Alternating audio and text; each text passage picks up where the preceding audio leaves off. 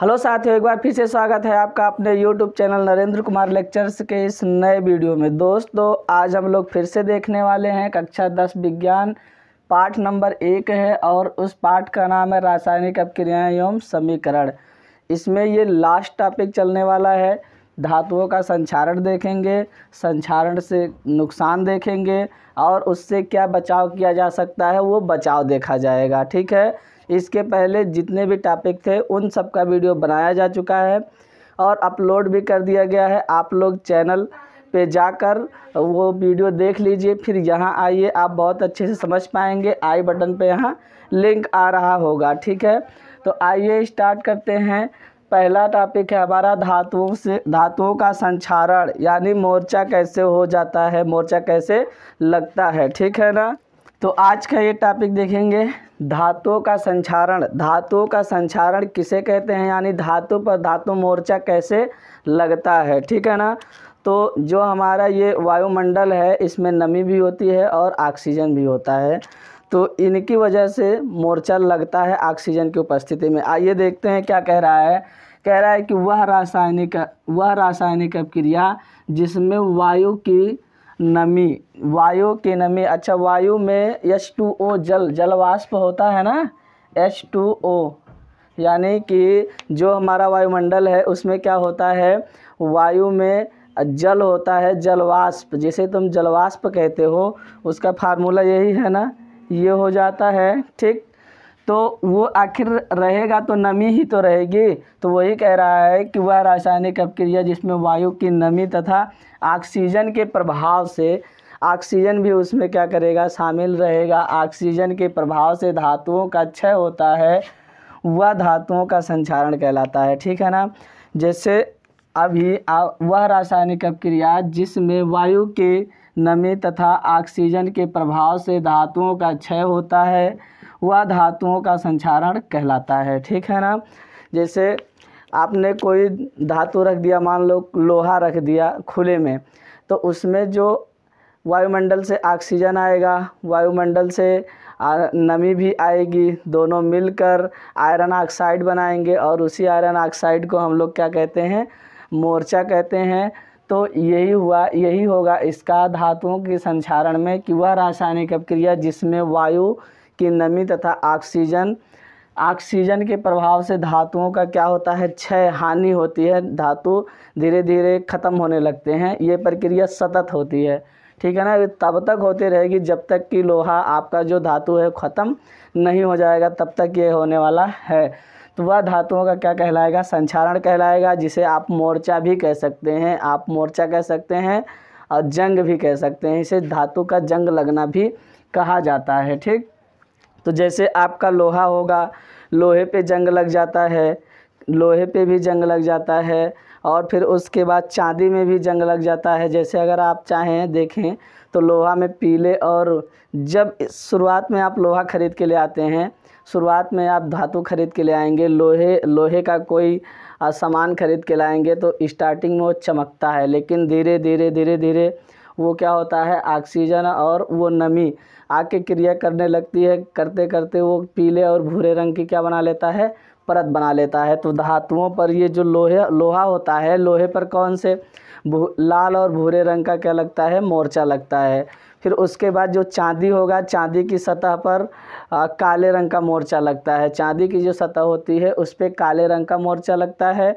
फिर उसके बाद जो आपका पीतल होता है, पीतल में हरे रंग का, अगर पीतल का कोई बर्तन है, अगर आप उसमें खट्टा पदार्थ या कुछ भी ला के रखेंगे तो उस पर हरा हरा क्या लगेगा, जंग लगेगा, वो क्या है, पीतल का मोर्चा है जो हरे कलर का है। ठीक है, तो ये हो गया, आप जान चुके हैं कि धातु संक्षारण क्या है। वह रासायनिक अपक्रिया जिसमें वायु की नमी तथा ऑक्सीजन के प्रभाव से धातुओं का क्षय होता है, वह धातुओं का क्या कहलाता है, संक्षारण कहलाता है। संक्षारण के नुकसान देख लेते हैं, कैसे नुकसान पहुंचाता है। मान लो कि जो भी मतलब सामान बनाए जाते हैं लगभग धातु के ही बनाए जाते हैं। जैसे आपने अपनी बाइक ले लिया, फिर उसके बाद आपने अपनी कार ले ली, ट्रक ले लिया, और फिर 4 व्हीलर और जितने भी हैं, जैसे आपने ट्रेन ले लिया, हेलीकॉप्टर ले लिया, एरोप्लेन ले लिया, इसमें लगभग धातुओं का उपयोग होता है। तो जब हेलीकॉप्टर हो गया, मान लो कि उसके पंखे में जंग लगने लगा या फिर हेलीकॉप्टर के किसी भी पार्ट में जंग लगने लगा, तो वो जंग लगते लगते लगते लगते क्या हो जाएगा, उसको धीरे धीरे नष्ट कर देगा। तो अब हेलीकॉप्टर का वो वाला पार्ट हो चुका है ख़राब हो गया है, तो उसे बदलना पड़ेगा और बदलवाएंगे तो उसमें खर्चा आएगा। सबसे पहला नुकसान तो ये हो गया कि जो रेलिंग वाली होती है, रेलिंग लोहे की जो लगी होती है, रेल की पटरियाँ जो होती हैं, जंग लग लग के क्या हो जाती हैं, ख़त्म हो जाती हैं और उनको बदलवाया जाता है। बदलवाने में बहुत ज़्यादा खर्चा लगता है, यही इसका क्या होता है, नुकसान होता है। ठीक है, यही इसका क्या हो जाएगा, नुकसान हो जाएगा। फिर संक्षारण से बचाव क्या है, संक्षारण से बचाव के लिए लोहे की वस्तुओं को पेंट कर दिया जाता है। अगर आपका दरवाज़ा लोहे का है या फिर कोई भी ऐसी वस्तु है जो लोहे की है आपके घर में, तो उसमें जंग ना लगे इसके लिए आप खुद सोचिए क्या करते हैं। बाज़ार में जाते हैं, बाज़ार से क्या ले आते हैं, पेंट लाते हैं और उसको क्या कर देते हैं, पेंट कर देते हैं। यही करते हो ना। तो धातुओं को संक्षारण से बचाने के लिए, मोर्चा से बचाने के लिए क्या किया जाता है, उस पर कलई कर दिया जाता है, पेंट कर दिया जाता है। ठीक, अगर आप पेंट कर देते हैं, इससे फ़ायदा ये रहता है कि जो वायु की नमी और ऑक्सीजन है, दोनों उस सतह के संपर्क में नहीं आते हैं।